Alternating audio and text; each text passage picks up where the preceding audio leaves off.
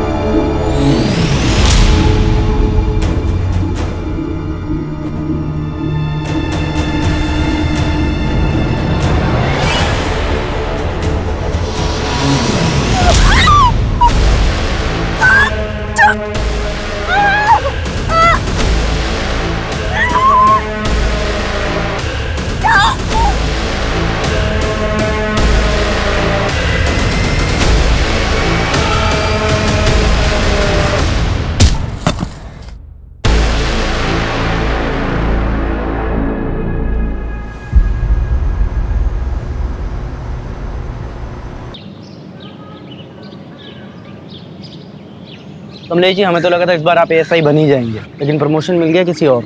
अरे भाई, जब हम पुलिस में भर्ती हुए थे ना, तभी हमको पता चल गया था ये पुलिस की नौकरी मतलब थैंकलेस काम है।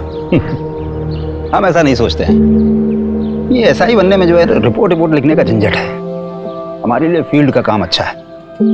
फील्ड में जाना, लोगों की मदद करना, और उसके बाद ना हम शांति से रिटायर होना चाहते हैं और अपनी बीवी के साथ चैन की जिंदगी काटना चाहते हैं। अरे भाभी जी, बहुत लंबी उम्र है आपकी। अभी कमलेश जी आप ही के बारे में बात कर रहे थे। अच्छा, ये लीजिए आपका टिफिन। इधर रख दो। हाँ, और अंदर रख दो। काहे के लिए परेशान होती हो रोज रोज? हैं, सुबह दे दिया करो ना हमको। सुबह सुबह हम जो टिफिन देते थे आपको, वो तो आप कभी खाते ही नहीं थे। कहते थे कि ठंडा खाया नहीं जाता, इसलिए गर्मा गर्म लेके आते हैं। तुमको भी रोज काम पे जाना होता है, इतना लंबा आती हो, थक जाती होगी। अरे चिंता मत करो, हम आपसे बहुत जवान हैं। मतलब हम बूढ़े हैं? नहीं, हमने कब कहा कि आप बूढ़े हो गए हो। आप तो हमारे गब्बर हैं। हम चलते हैं, तुरंत खा लीजिएगा। जी मैम। आप भी लीजिए। अबे मियाँ बीवी की बातें सुनना अच्छी बात नहीं होती। आओ खाना खाते हैं। कमलेश जी, आप हो किस्मत वाले जो आपको इतना प्यार करने वाली पत्नी मिली। बेटा ट्रिक होती है, बीवी के लिए कभी कभी गिफ्ट लाया करो, बाहर ले जाया करो घुमाने के लिए। क्या मजाक मस्ती चलिए, चलने की तैयारी करो। कहाँ चलना है मनीष? मनीष सर, भूल गया? प्रमोशन हो गया है मेरा। जी सर। देख क्या रहे हो, मर्डर केस है। चलो। और चलो चलो चलो।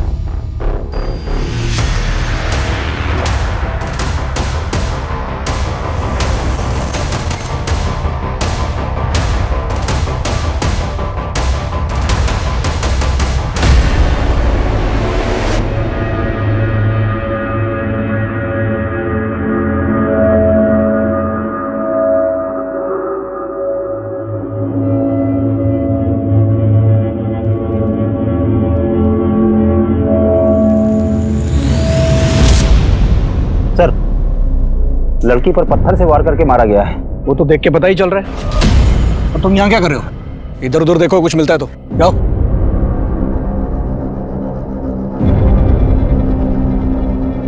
लगता है सर रेप भी हुआ है। वो तो पता चल ही रहा है, कपड़े फटे हुए हैं इसके।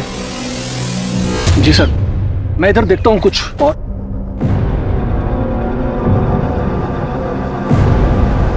जानवरों की तरह नोचा है लड़की।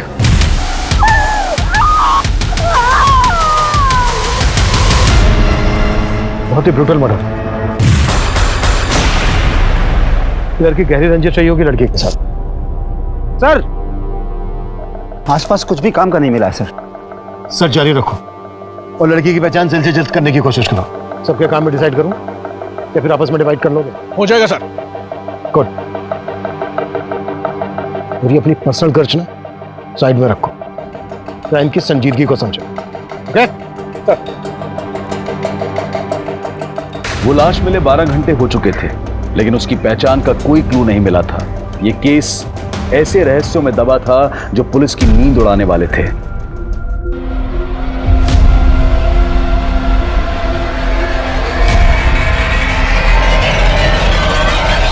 Rarest of the rare rape case है सर। इसका न सिर्फ रेप किया गया है बल्कि ब्रूटली टॉर्चर भी किया गया इसको। इसकी लेफ्ट हैंड की ये चारों उंगलियां फ्रैक्चर्ड हैं।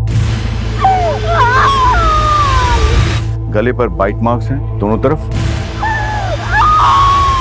और वैसे ही बाइट मार्क्स उसके चेस्ट पर भी हैं। शरीर को बुरी तरह से नोचा खरोचा गया है और फिर पत्थर मारकर इसको जान से मार दिया। गैंग रेप है डॉक्टर? नहीं सर, इसके शरीर से सिर्फ एक ही आदमी का डीएनए मिला है। जिस तरह से इसको रेप करके मारा गया है, उससे तो यही लगता है कि किलर बहुत ही विकृत मान सकता है।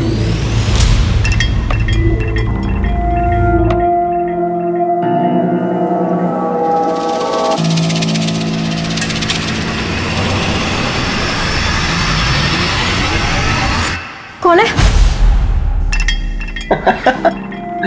डर गई क्या? हाँ, तुम पी के आए हो? अरे मैंने तो सोचा था तुम ड्यूटी पर हो गया, आज से नाइट शिफ्ट थी ना तुम्हारी। मेरे पीछे आयाशी करने से बाज नहीं आते तुम। तो तुम यही चेक करने के लिए आज रात ऑफिस ही नहीं गई? हाँ, मुझे तुम्हारी तरह जासूसी करने का कोई शौक नहीं है।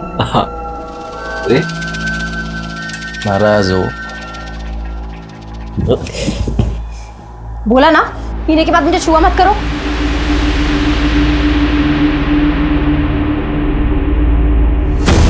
समझती क्या है तू अपने आप को? हाँ, अगर इतना नहीं खलता हूं तो शादी क्यों की मुझसे? इसीलिए तो पछता रही हूँ। सॉरी, तो अब पछता।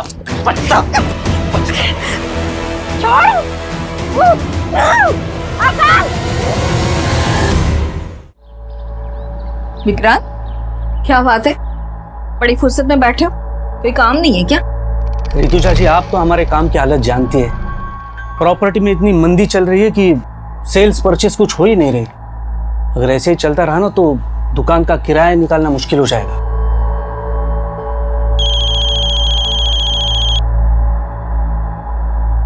हेलो मैम, आप मेरी हेल्प करने के लिए जल्दी से आ जाइए। वो मुझे परेशान करने फिर से आ गया है। तुम रो मत, मैं आ रही हूँ।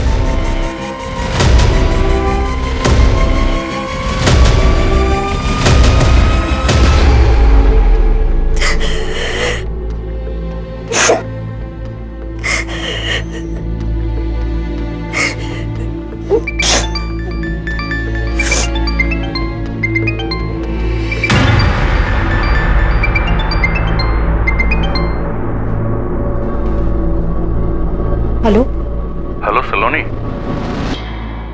बोल क्यों नहीं रही हो? पैसों का इंतजाम नहीं हुआ क्या?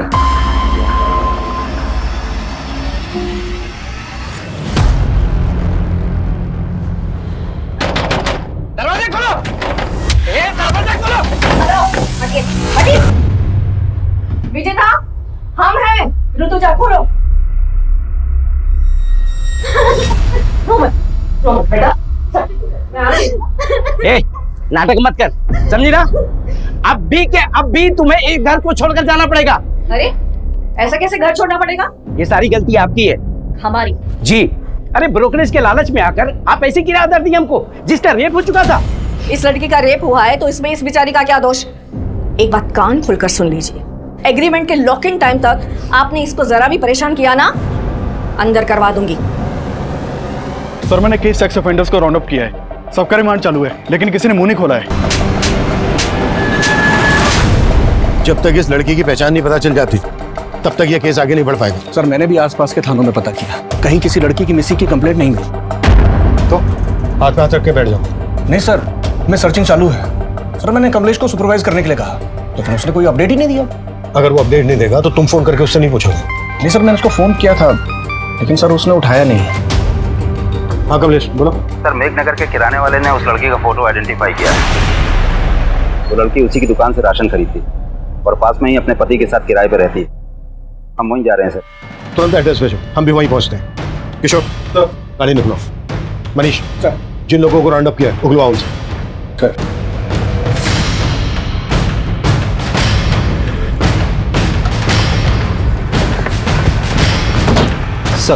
सर लड़की का नाम आरती है, अपने पति के साथ किराए पर रहती थी यहीं पर। मकान मालिक बगल में ही रहते हैं, ये सर हरिचरण, आरती के मकान मालिक। ताला खोलो। सर चाबी नहीं है, चाबी मेरे दूसरे घर पे रखी है सर। मैंने लड़के को भेजा है, वो चाबी लेके आता ही होगा। इस लड़की आरती का हस्बैंड कहाँ है?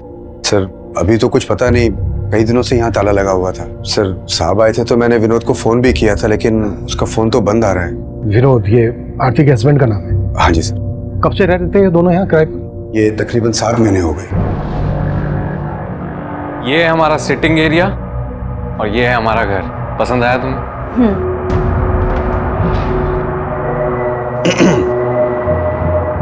ये घर के एग्रीमेंट पेपर्स है, साइन कर लें। विनोद की पत्नी का इतनी बुरी तरह से रेप हुआ है, मर्डर हुआ है। विनोद गायब कहाँ है? उसका तो मुझे कोई आइडिया नहीं है सर। काम क्या करता था विनोद? विनोद कहता तो था कि मैं जॉब ढूंढ रहा हूँ, लेकिन वो दोनों बहुत ठाठ से रहते थे सर। देख करके कभी ऐसा लगा नहीं कि उनको कोई पैसों की कमी हो। आरती जल्दी करो, मूवी शुरू हो जाएगी। हमेशा लेट।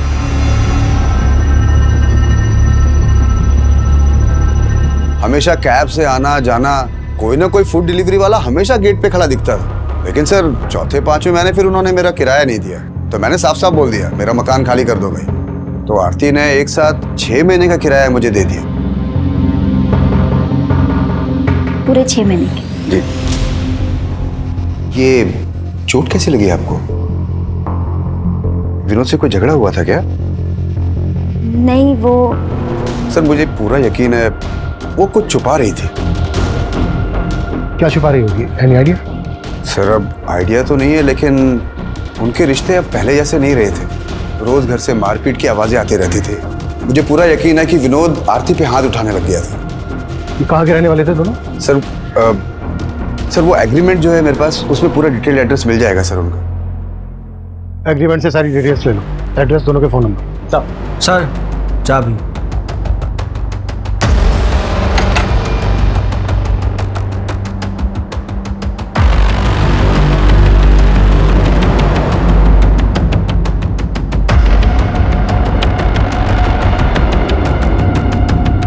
पूरे घर की तलाशी लो, कुछ भी छूटना नहीं चाहिए।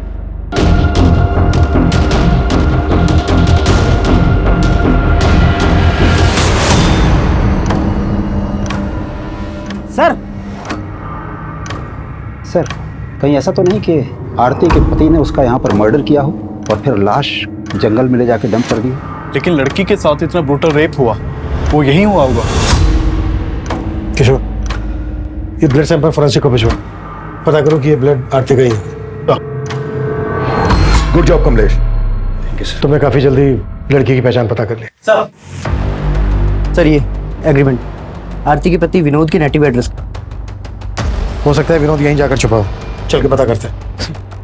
किशोर तुम आरती और विनोद के बारे में पता करो, क्या वाकई में उनका रिश्ता इस हद तक पहुंच गया था कि विनोद ने अपनी पत्नी के साथ इतनी बुरी तरह से रेप किया, मर्डर किया, या फिर कहानी कुछ और है?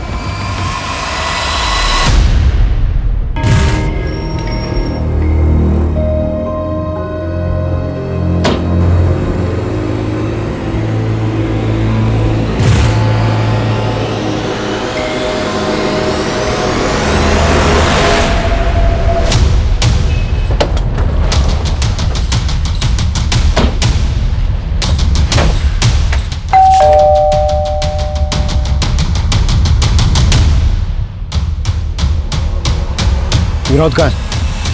विनोद? हाँ विनोद, क्या लगता है तुम्हारा? वो मेरा बेटा है साहब, पर अब वो यहाँ नहीं रहता। लेकिन आप लोग यहाँ किस लिए आए हो? तुम तो ऐसे पूछ रहे हो जैसे तुम्हें कुछ मालूम नहीं है। मेघनगर में विनोद की पत्नी आरती की लाश मिली है हमें, बुरी तरह से रेप हुआ है, उसका मर्डर हुआ है, और विनोद गायब है। कहाँ छिपा है वो? साहब हमको इस बारे में कुछ नहीं मालूम, और हम तो वैसे भी 7 महीने से विनोद से नहीं मिले। असल में विनोद और आरती भाग कर शादी किए थे, और तुम इस शादी के खिलाफ थे। कहीं ऐसा तो नहीं है किसी बात का बदला लिया आरती से? ये साहब मैं बता चुका हूँ आपको कि हम नहीं जानते कि आरती और विनोद कहाँ रहते थे। आरती के घर वाले कहाँ रहते हैं? क्या हमारी बेटी के साथ? किसने किया ये सब हमारी बेटी के साथ? उस विनोद के अलावा कौन होगा पापा? शक तो हमें भी विनोद पर ही है। आप लोगों को सच में नहीं मालूम था कि वो दोनों कहाँ रह रहे थे? क्या फिर आप लोग हमसे कुछ छुपा रहे हैं? हम आपसे क्या छुपाएंगे साहब? हम तो खुद पिछले 7 महीनों से बेटे का शक्ल देखने को तरस गए थे। उसने आरती को इतना बरगलाया था कि हमारी बेटी यहाँ से अपनी माँ के सारे गहने रुपए पैसे लेके उसके साथ भाग गई थी साहब। अब जब हमारी बेटी से उसका मन भर गया होगा तो उसने उसका ये हाल किया।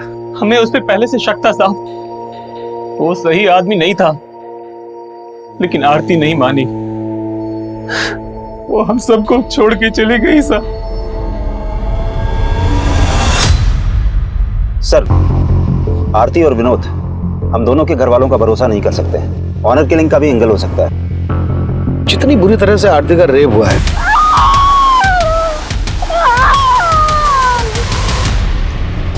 उससे लगता नहीं है कि आरती के घर वालों का हाथ होगा। हो सकता है विनोद के घर वाले इसमें इन्वॉल्व हो। फिर भी दोनों फैमिलीज की एक्टिविटीज पे नजर रखो और विनोद के घर वालों के फोन नंबर सर्विलेंस पे डाल दो। शायद विनोद अपने घर वालों से कांटेक्ट करने की कोशिश करें। Yes sir.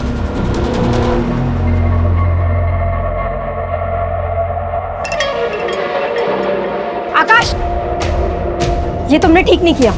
मुझसे बिना पूछे मेरी 7 लाख की एफडी तोड़वा दी। अकाउंट हम दोनों के नाम से था, उसमें मेरे भी पैसे थे। तुम्हारे सिर्फ 1.5 लाख रुपए थे। मुझे मेरे पैसे वापस चाहिए। वो पैसे मैंने इन्वेस्ट कर दिए। क्या? मुझसे बिना पूछे मेरे पैसे इन्वेस्ट कर दिए? तो तुम मुझसे सब कुछ पूछ कर करती हो क्या? मुझे तुमसे बहस करने की जरूरत नहीं है। मुझे मेरे पैसे वापस चाहिए तुरंत। मैंने बोला ना तुमसे, वो पैसे मैंने इन्वेस्ट कर दिए हैं। कहाँ इन्वेस्ट कर दिए पैसे?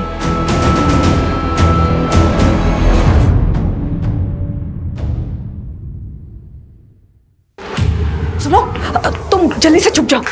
कहीं भी जल्दी करो, छुप जाओ।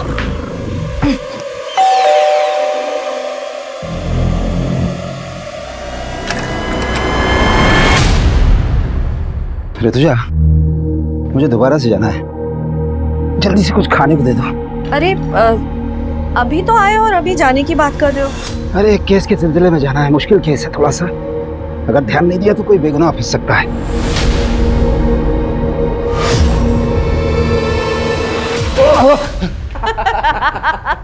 देखा मम्मी, पुलिस वाले भी डरते हैं। आप डर गए ना पापा? लेकिन अचानक हॉस्टल से तू यहाँ पर कैसे आ गया? अरे पूरे 3 महीने बाद आया है और ये मंडे फिर से चला जाएगा।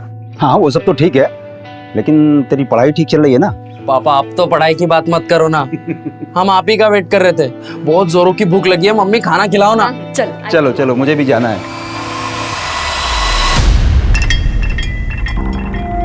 तो तुम मेरा पीछा कर रहे हो? सलोनी, तो मेरी बात सुनो सलोनी।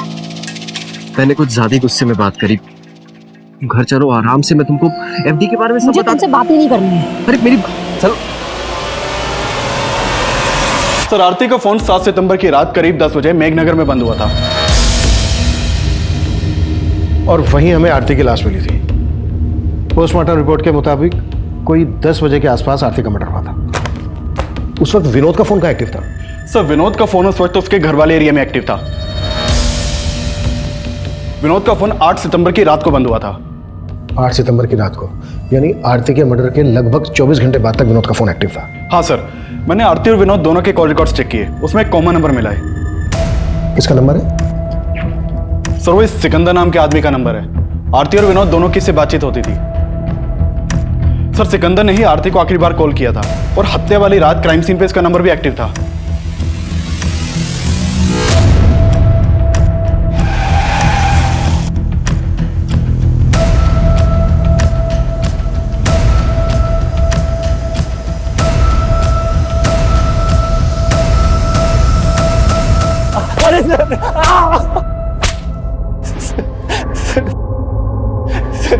सर, मैं सच कह रहा हूँ, मैंने आरती के साथ कुछ नहीं किया।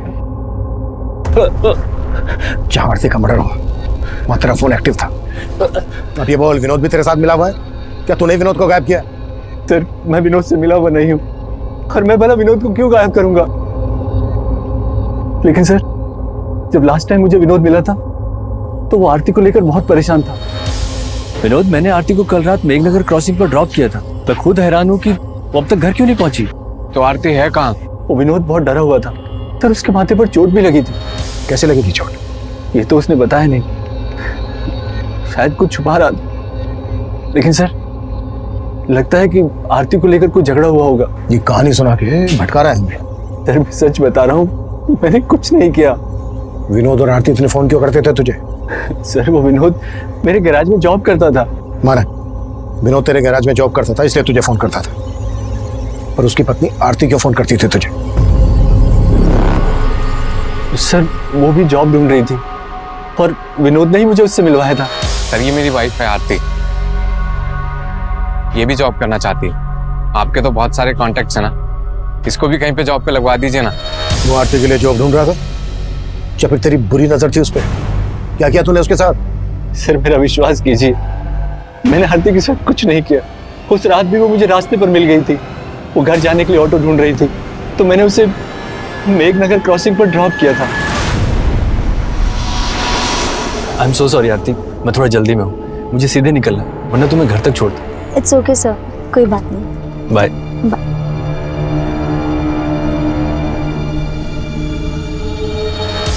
उसके बाद क्या हुआ मुझे कुछ नहीं पता sir.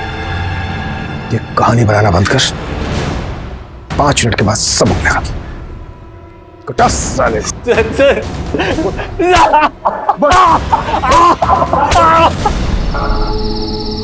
Auto auto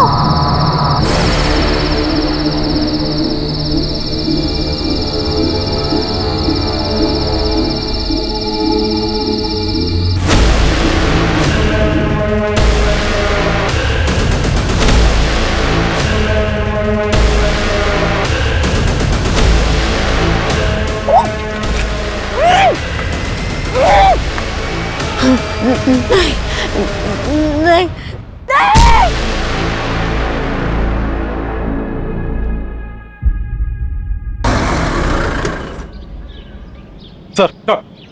sir Sikandar को बहुत तोड़ा लेकिन वो कुछ उगला नहीं। डीएनए लो और आरती की बॉडी से जो हमें रेबिस का डीएनए मिला, मैच करो। सर विनोद पर क्या लीड है? सर उसके फादर का फोन सर्विलेंस पे, लेकिन कुछ भी सस्पिशियस नहीं मिला। हो सकता है विनोद कहाँ गायब है ये सिकंदर जानता हो। एक काम करो, सिकंदर को जाने दो और नजर रखो उस पर। सर मनीष सर, सिकंदर बोल रहा था कि जब विनोद उसके पास आरती को पूछने आया था तो विनोद के सर पे चोट लगी। आरती के घर से जो हमें ब्लड मिला है चेक किया, आरती का ही है। सर वो कमलेश देख। सर मैं देख। बेटर। सर ब्लड की फॉरेंसिक रिपोर्ट आ गई है। आरती के घर जो खून के धब्बे मिले थे वो आरती के ब्लड ग्रुप से मैच नहीं कर रहे हैं। विनोद पर क्या रिपोर्ट है? सर विनोद की तो कोई लीड नहीं मिली, लेकिन मैंने आरती के घर वालों की एक्टिविटीज चेक की। जिस दिन आरती की हत्या हुई थी उस दिन आरती के फादर और उसका भाई, इन दोनों का फोन आरती के घर वाले एरिया में एक्टिव था। यानी कि उस दिन मेघनगर आए थे और इन्होंने हमसे झूठ बोला कि इनको मालूम नहीं था आरती और विनोद कहाँ रहते हैं। एक टीम भेजो दोनों को उठाने के लिए। सर कंट्रोल रूम से फोन आया था, जैविकपुरा में एक और लड़की की लाश मिली है।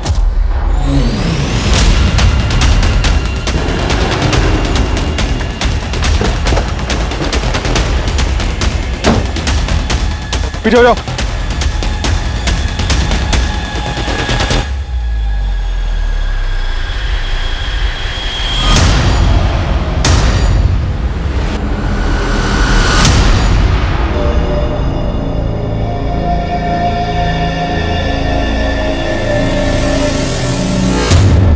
अरे सर इस लड़की की तो मिसिंग कंप्लेंट है। आकाश इसके पति ने इसकी कंप्लेंट लिखवाई थी और इसका नाम सलोनी है। ये देखिए।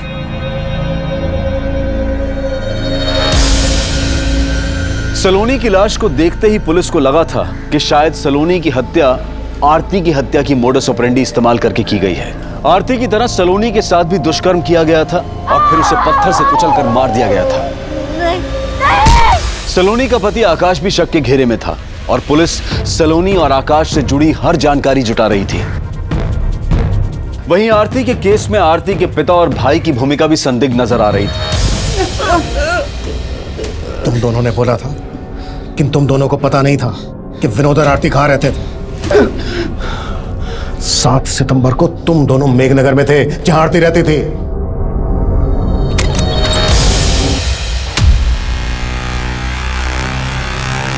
अंदर देखो।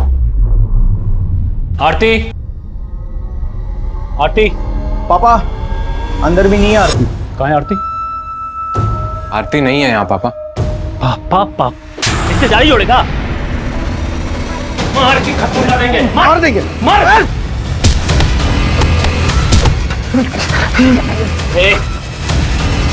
कहाँ है हमारी बेटी? मुझे नहीं मालूम है। नहीं मानेगा ये। फोन कहाँ है इसका? आरती का नंबर होगा। आरती, तू कहाँ है बेटा? पापा। आरती, आरती बता। सामने।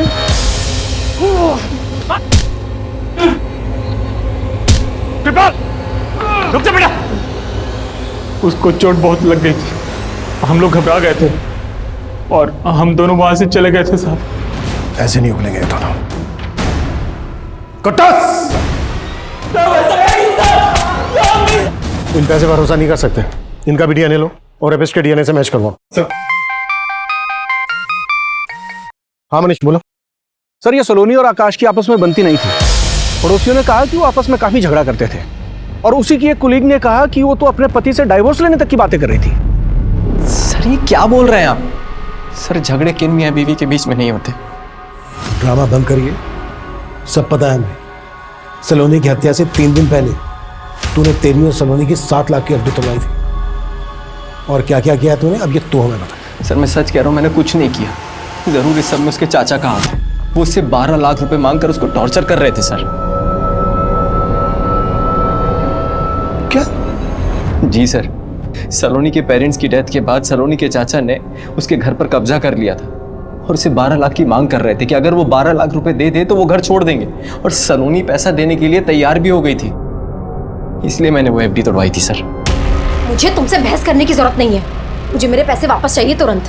मैंने बोला ना तुमसे, वो पैसे मैंने इन्वेस्ट कर दिए हैं।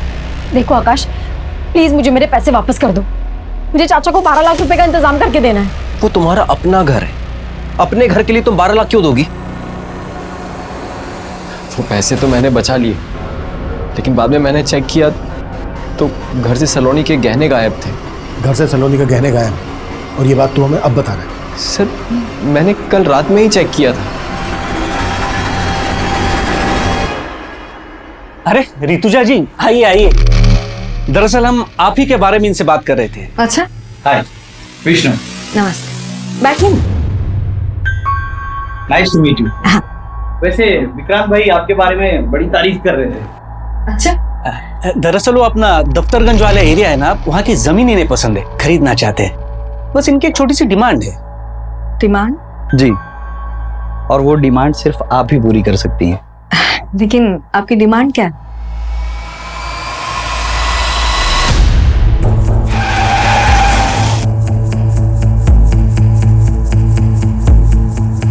सर, ये सलोनी का पति ना बकवास बातें कर रहा है। लेकिन ये घर तो सलोनी के पिता के नाम पे था ना, तो उनके मरने के बाद लीगली ये घर सलोनी का होगा। आप यहाँ क्या कर रहे हैं? मैं यहाँ क्या कर रहा हूँ? अरे हम यहाँ पे रह रहे हैं, इसका मतलब ये नहीं है कि हमने कब्जा कर लिया है। लेकिन सलोनी के ना रहने से कब्जा तो आप ही का होगा ना? सर, आपके कहने का मतलब क्या है कि हमने सलोनी का हत्या करवा दिया? ऐसा हो भी सकता है। वैसे सलोनी से 12 लाख किस बात के मांग रहे थे आप? सर, सलोनी के पिता की तबीयत हमेशा खराब रहती थी और उनकी बीमारी का सारा खर्च हमने उठाया था, और इसीलिए मैं सलोनी को बार बार फोन करके ये बताया करता था कि मेरे 12 लाख मुझे लौटा दो और ये घर का कब्जा ले लो, और वो तैयार भी थी मुझे पैसे देने के लिए। लेकिन उसका पति ना, मैं जानता हूं, वही उलूल जुलूल की बातें आप लोगों के कान में फूंक रहा है। उसका हिसाब हम कर लेंगे। आपको हमारे साथ चलना होगा, आपका भी डीएनए होना है। मेरा? सर, सलोनी का पोस्टमार्टम रिपोर्ट मैंने बहुत ही क्लोजली एग्जामिन किया है, और आरती और सलोनी के दोनों की हत्या में एक ही जैसी सिमिलैरिटीज हैं। जैसे सर पे पत्थर मार करके इनकी हत्या की गई, उसके अलावा लेफ्ट हैंड की चारों उंगलियां फ्रैक्चर्ड हैं और एक ही तरह से इनके जिस्म को नोचा गया है। और फिर ये गर्दन पर बाइट मार्क्स। डॉक्टर, सलोनी की बॉडी पे जो रेपिस्ट का डीएनए मिला है वो डीएनए आरती की बॉडी पे मिले डीएनए से मैच करता है क्या? सर वो तो डीएनए रिपोर्ट आने के बाद ही क्लियर हो पाएगी। और मेरा मानना है सर कि दोनों का रेपिस्ट और कातिल एक ही आदमी है। वो इसलिए क्योंकि अगर आप गौर से देखें तो इन दोनों के गर्दन पे जो ये बाइट मार्क्स हैं बिल्कुल एक जैसे हैं। इसका मतलब आरती के रेप और मर्डर के लिए हम जिन लोगों पर शक कर रहे हैं वही सलोनी के रेप और मर्डर के सस्पेक्ट है। कमलेश सर चेक करो, ये आरती और सलोनी एक दूसरे को जानती थी क्या? इन दोनों में कुछ कॉमन कनेक्शन है क्या? काफी कोशिशों के बावजूद पुलिस को सलोनी और आरती के बीच में कोई कॉमन कनेक्शन नहीं मिल रहा था, लेकिन यह साफ लग रहा था कि इन दोनों लड़कियों के साथ दुष्कर्म करने वाला और उनकी हत्या करने वाला आदमी एक ही था। देखते ही देखते इन दोनों केसेस ने पूरे क्षेत्र में हड़कंप मचा दिया। विमेन सेफ्टी को लेकर पुलिस पर सवाल उठने लगे और इसी दौरान कुछ ऐसा हुआ जिसने पुलिस को फिर से हैरान कर दिया। कमलेश कहां था तू? ये टाइम है आने का। रो क्यों रहा है? मनीष क्या हुआ? ऋतुजा का कुछ पता नहीं चल रहा है यार। हमारी पत्नी कल रात से गायब कैसे? कमलेश कुछ मालूम नहीं चल रहा है सर। रोज की तरह रात को घर पहुंचा तो ऋतुजा घर पर नहीं थी सर। नॉर्मली 6-7 बजे तक घर पहुंच जाती है। इधर हमने इंतजार किया लेकिन वो आई नहीं। फिर हमने उसके पार्टनर विक्रांत को फोन लगाया सर। विक्रांत, ऋतुजा अभी तक घर नहीं पहुंची है, तुमसे कुछ बोल के गई है क्या? वो तो शाम को 5:30-6 बजे के आसपास ही दुकान से निकल गई है। सर रात भर ढूंढते रहे लेकिन कुछ। कमलेश ये बात तुमने हमें रात ही क्यों नहीं बताई? सर हमें लग रहा था कि मिल जाएगी लेकिन अब कुछ समझ में नहीं आ रहा है सर। कमलेश हिम्मत रखो, हम ढूंढ लेंगे तुम्हारी पत्नी ऋतुजा को। सर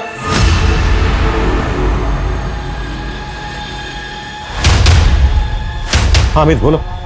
हाँ सर, वो आरती के पति विनोद का फोन कानपुर में ऑन हुआ था। कानपुर पुलिस से कांटेक्ट करो, इसकी अपडेट दो, शायद वहां से हमें कोई लीड मिल जाए। सर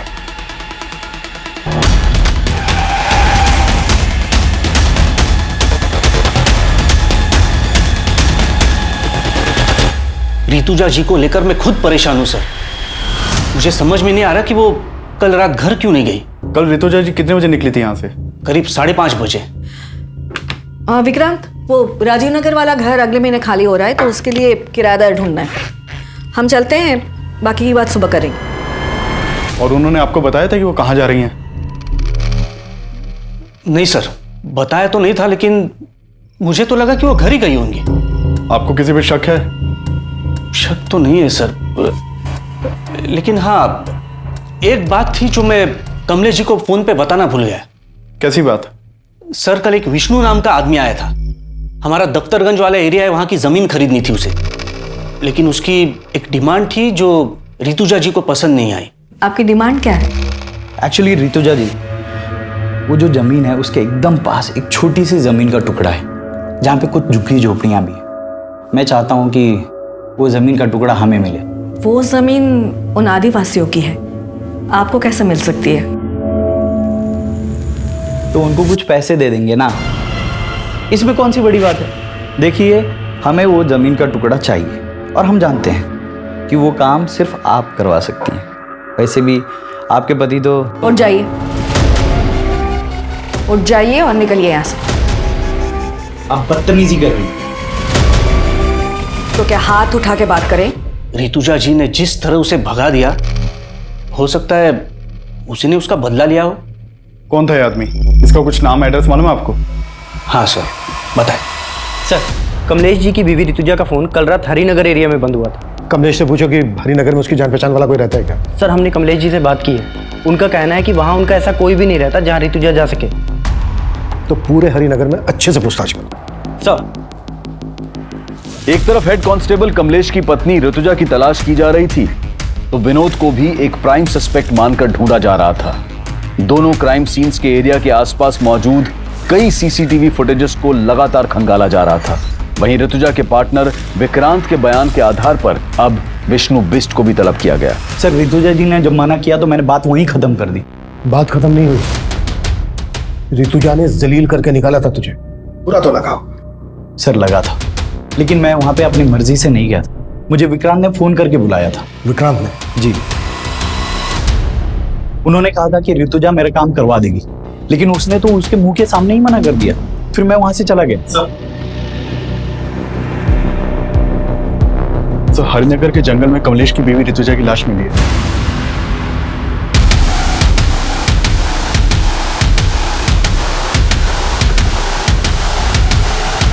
पीछे पीछे पीछे हो जाइए, चलिए पीछे हो जाइए।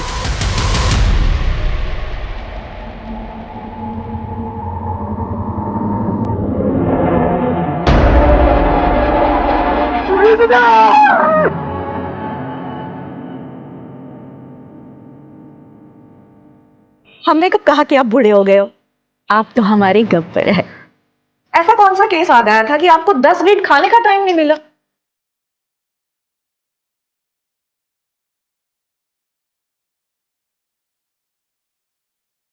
पोस्टमार्टम डॉक्टर का कहना था कि सलोनी और आरती का कत्ल एक ही हो सकता है।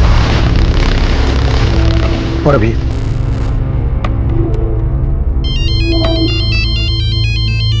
सर, हेलो, ठीक है सर, विनोद कानपुर में पकड़ा गया है।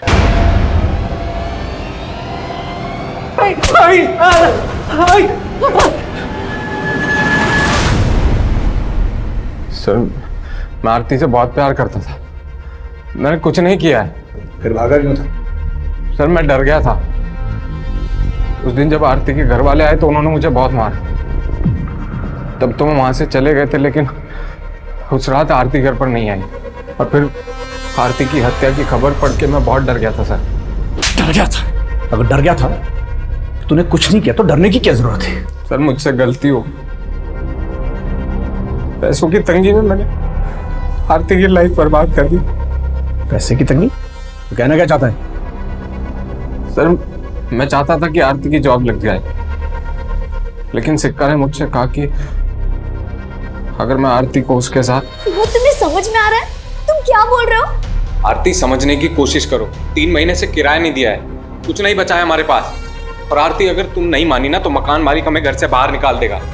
तुम ये कहना चाहते हो कि मैं चंद पैसों? आरती चंद पैसे नहीं है, जरूरत है हमारी अभी। तो क्या करें, घर चले जाएं? एक्सेप्ट करेंगे वो? मार डालेंगे आरती हमें। आरती जब तक मुझे कुछ अच्छा काम नहीं मिलता तब तक कर लेते हैं ना।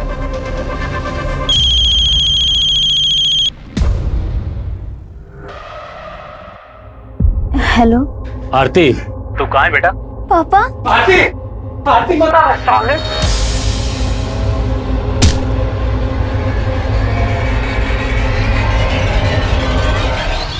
तो जब मुझे पता चला कि आरती के साथ इतना सब कुछ हुआ है तो मेरा शक सीधा सिकंदर पर ही गया। लेकिन अगर मैं आपको उसके बारे में बताता, मुझे ये भी बताना पड़ता कि आरती को वहां पर क्यों भेजता था। अपनी बीवी से धंधा करवाता है और बोलता है भरोसा करो। तोड़ साले को। सर सर सर सर मैं मानता हूँ कि मैं आरती के साथ रिश्ता रख के विनोद को पैसे देता था, लेकिन सर उस रात मैंने आरती को मेघनगर क्रॉसिंग पे ड्रॉप कर दिया था।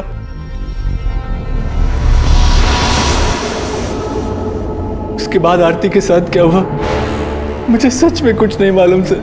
आरती के अलावा और किन किन लड़कियों के साथ रिश्ता है तुम्हारा? बहुत सी लड़कियों के साथ, लेकिन सर मैंने किसी को मारा नहीं।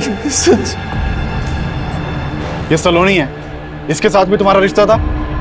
नहीं सर, मैं इसे नहीं जानता। कमलेश, तुम्हें विक्रांत पर शक नहीं है? नहीं सर, ऋतुजा ने कभी विक्रांत के बारे में ऐसा कुछ बताया नहीं। विष्णु ने हमें बताया कि उसने विक्रांत के कहने पर ही दफ्तरगंज की ट्राइबल एरिया वाली जमीन खाली करवा के खरीदने की डिमांड रखी थी।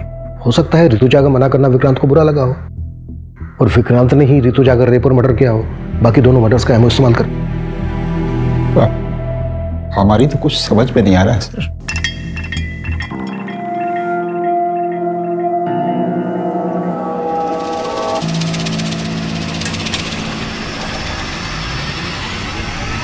सर मैंने दोनों क्राइम सीन के आसपास की सीसीटीवी फुटेज चेक की, उसमें एक कॉमन आदमी नजर आया है। ये देखिए सर, ये आदमी मेघनगर में आरती के पीछे जाता हुआ दिख रहा है और जैविकपुरा में सलोनी के पीछे है। कौन ये आदमी? सर खबरियों से पता लगवाया मैंने, ये एक चरसी है, नशे के लिए चोरी लूट करता है, हमने इसे उठवा लिया है। सर मैंने किसी को नहीं मारा सर। सर मामूली सा चोर हूँ सर। रेप नहीं किया सर मैंने। सर मैंने कुछ नहीं किया सर। कुत्ता। सर नहीं। सर वो चरसी भी कुछ नहीं उगल रहा है। उसका वीडियो ले लो और ऋतुजा के मर्डर के दौरान कमलेश की एक एक एक्टिविटीज चेक करो। सर। किशोर, तीनों विक्टिम्स का कातिल अभी तक पकड़ा नहीं गया है। वो जल्द से जल्द हमारी गिरफ्त में होना चाहिए, इससे पहले कि वो किसी और को अपना शिकार बनाए।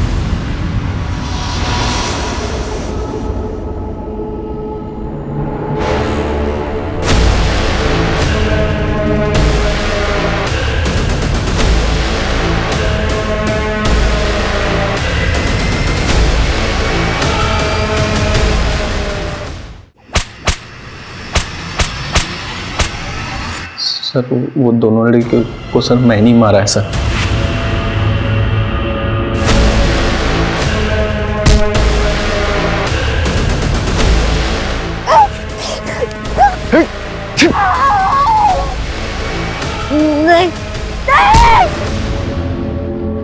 लेकिन तीसरा मर्डर मैंने नहीं किया सर। सर नशा करने के बाद मुझे पता नहीं चलता है सर मैं क्या कर रहा हूँ क्या नहीं कर रहा। कुत्ता साले। नहीं सर।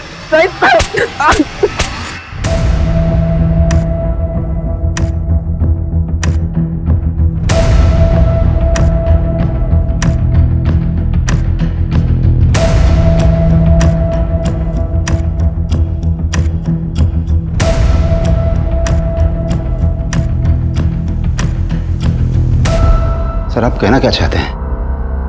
हमने वो मर्डर? हाँ यही कह रहा हूं मैं, वो मर्डर तुम ही ने किया। सर ऋतुजा हमारी बीवी थी।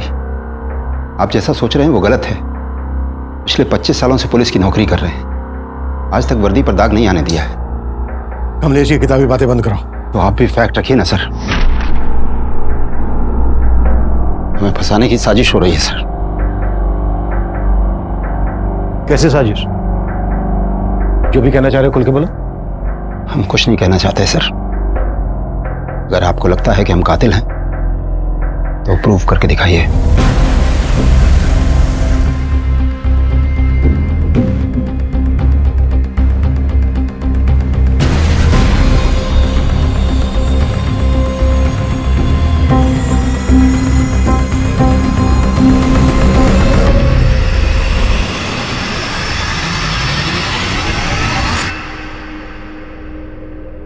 हेलो डॉक्टर, ऋतुजा की पोस्टमार्टम रिपोर्ट का क्या स्टेटस है? Are you sure doctor?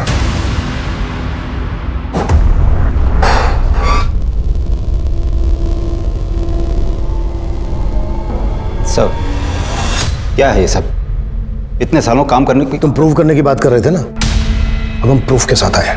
कहना क्या चाहते हैं आप? वो ये कि तुम्हारी पत्नी ऋतुजा की बॉडी पे जो खरोंच के निशान मिले हैं वो आरती और सलोनी की बॉडी पे मिले खरोंच के निशान के जैसे तो हैं, लेकिन एक ही आदमी ने नहीं बनाए। हाँ, कुछ समझा नहीं। ऋतुजा की बॉडी पर खरोंच के निशान पर्पसली बनाए गए, वो भी तब जब वो मर चुकी थी। उसके मरने के बाद आरती और सलोनी की बॉडी पर जो खरोंच के निशान मिले हैं वो तब बने जब वो जिंदा थी।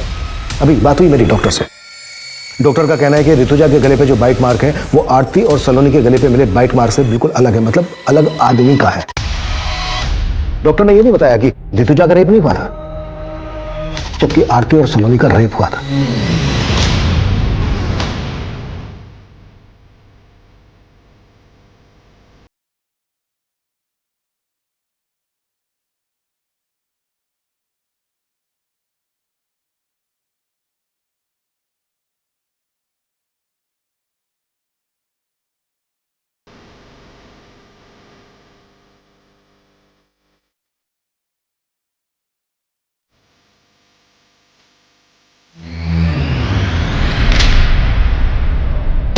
आरती और सलोनी के केस का एमओ ऋतुजा के मर्डर करने के लिए इस्तेमाल किया गया है। अब सवाल यह बनता है कि आरती और सलोनी के केस के एमओ की बारीकी हमारी टीम और पोस्टमार्टम डॉक्टर के अलावा किसी और को तो मालूम नहीं थी। हमने ना ही किसी अखबार में दिया, ना ही सोशल साइट पर। ये हमें कुछ ज्यादा ही परफेक्टली इस्तेमाल किया गया, इसलिए हमें तुम पर शक हुआ। और हमने जब तुम्हारे घर पे नजर रखी तो हमें कलसी नाम की लड़की के बारे में पता चला। रिश्तेदार है ना तुम्हारी, हमने कलसी और तुम्हारे बेटे सरंत दोनों को उठवा लिया। सर, हम और सारंत एक दूसरे को बचपन से जानते हैं। हम अपनी सारी प्रॉब्लम्स हमेशा सारंत के साथ ही शेयर करते थे और हमें पता ही नहीं चला कि हम कब एक दूसरे के करीब आ गए।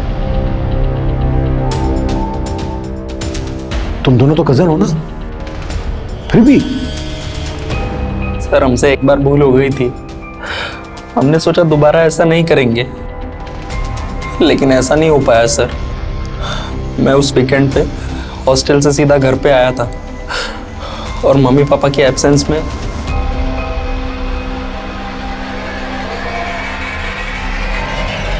सारंत, बेशरम, ये क्या कर रहा है तू? और तू शर्म नहीं आई तुझे?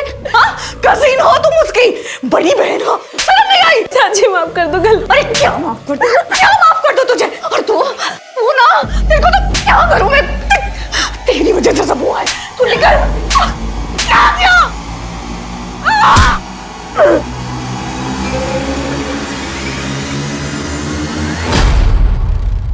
हम डर गए थे सर, और पापा को बताने के अलावा हमारे पास और कोई चारा नहीं था। हमने पापा को कॉल किया सर।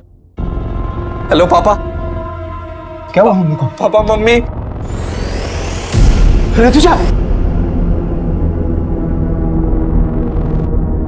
क्या हुआ है? सच सच बताओ क्या हुआ है? दोनों लोग तुम सच सच बताओ क्या हुआ है? क्या हुआ है? मुझे माफ कर दो पापा।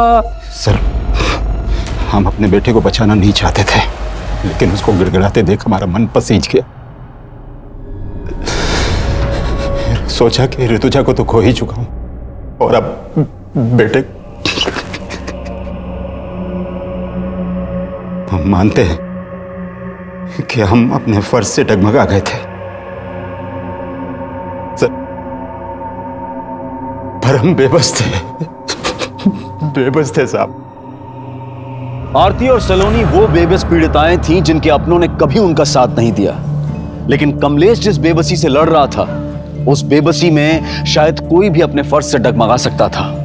लेकिन ऐसी स्थिति में जब सही और गलत का तराजू हमें ऐसे असमंजस में डाल रहा हो, तो हमारे फैसले का पलड़ा सच और सही की तरफ झुकना चाहिए। क्योंकि झूठ और गलत को जितना भी छिपाने की कोशिश की जाए, वो एक ना एक दिन सामने आ ही जाएगा। अब मैं अनूप सोनी आपसे विदा लेता हूं। फिर मुलाकात होगी क्राइम पेट्रोल सतर्क के ब्लैक हेडलाइंस अध्याय में एक और नए केस के साथ। और याद रखें, क्राइम और आपके बीच में सिर्फ इतना फर्क है कि आप कितने सतर्क हैं। सतर्क रहें, सुरक्षित रहें। जय हिंद।